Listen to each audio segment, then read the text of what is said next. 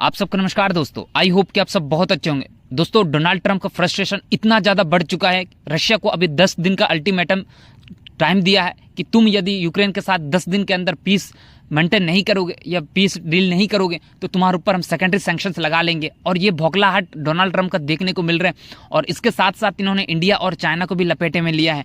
Secondary sanctions का मतलब क्या होता है दोस्तों? बेसिकली वे इनडायरेक्टली वे इंडिया और चाइना को कह रहे हैं कि हम तुम्हारे ऊपर सैंक्शंस लगा लेंगे, क्योंकि इंडिया और चाइना ही जो इनको बहुत ज़्यादा सपोर्ट कर रहे हैं रशिया को, और रशियन ऑयल खरीद के रिफाइन करके यूरोप को भेज रहे हैं, यूएस को भेज रहे हैं। और ये जो है ये व्यक्ति से देखा नहीं जा रहा है, तो जिसके कारण ये बहुत ज़्यादा फ्रस्ट्रेट हो चुके हैं और सैंक्शंस की बात कर रहे हैं। लेकिन आप सबको तो पता है ये तो कुछ भी बोलते हैं और इनका कोई फर्क नहीं पड़ता है। अब हर कोई देश या पूरी दुनिया जो है डोनाल्ड ट्रंप को हल्के में ले लेता है, क्योंकि वो कुछ बोलते हैं कुछ करते हैं, और उनका जो बोलने वाला है वो भी कुछ समझ नहीं आता है कि क्या बोलते हैं।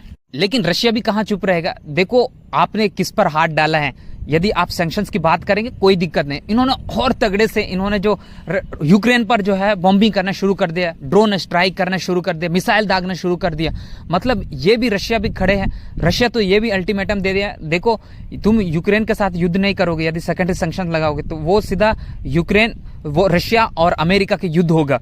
तो इस प्रकार से उनको धमकी दिया। हालांकि डोनाल्ड ट्रंप को समझ आया कि भाई ये तो पुतिन बहुत ज्यादा भड़क गया है, लेकिन रशिया को भी पता है भाई इनका सैंक्शन से कोई फायदा नहीं होने। कितने सैंक्शंस लगाए, दुनिया में सबसे ज्यादा सैंक्शंस झेलने वाला कंट्री तो ये रशिया ही है, लेकिन उससे कोई फर्क पड़ा? इकोनॉमी चल रहा है, युद्ध चल रहा है, कंटिन्यूसली आ रहे हैं, क्योंकि उनके पास नेचुरल गैस है। और गैस जो है इस समय पूरी दुनिया को चाहिए दोस्तों। इवन सबसे ज्यादा जो यूएस खरीदता है और यूरोपियन नेशन खरीदते हैं, उन सबको खरीदते हैं नेचुरल गैस, तो इसलिए बहुत ज्यादा रिच है।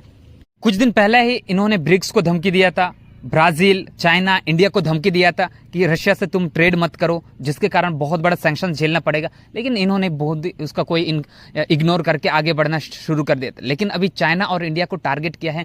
देखो बहुत बड़े गलती कर रहे हो। लेकिन इंडिया और चाइना को इसके बाद दोस्तों इंडिया और चाइना क्लोज होते जा रहे हैं, क्योंकि आपको समझ आए नीति आयोग की रिपोर्ट के अनुसार 2020 के बाद जो गलवान वैली घाटी में जो इंसिडेंट्स हुई थी, उसके बाद से जो है हमारा रिलेशन थोड़ा खराब हो गया था। लेकिन कुछ दिनों से कुछ महीनों से है रिलेशन बेटर होते जा रहे हैं। उसके पीछे का कहीं ना कहीं अमेरिका भी एक वजह है, क्योंकि अमेरिका जो है चाइना और भारत को कई बार जो है धमकियां देता है। तो अभी इनको समझ आया कि भाई ये तो अमेरिका तो है, यदि इस प्रकार से हम आपस में लड़ेंगे चाइना और इंडिया तो बहुत बड़ा प्रॉब्लम हो जाएगा, अमेरिका फायदा उठाएगा। इसलिए दोनों को पता है, दोनों डिप्लोमेट्स तरीके से बात कर रहे हैं, इंडिया और चाइना, और क्लोजर होते जा रहे हैं। और दोनों को पता है यार आपस में रहना है, कहीं दूसरे जगह तो नहीं रहना, पड़ोसी है, आपस में बेटर करे अपने रिलेशंस को, क्योंकि इस प्रकार से यदि हम टेंशन में रहेंगे, बॉर्डर टेंशन रहेंगे तो बहुत बड़ा दिक्कत होगा, हमारी इकोनॉमी नहीं बढ़ेगा, कोई दूसरा फायदा उठाएगा।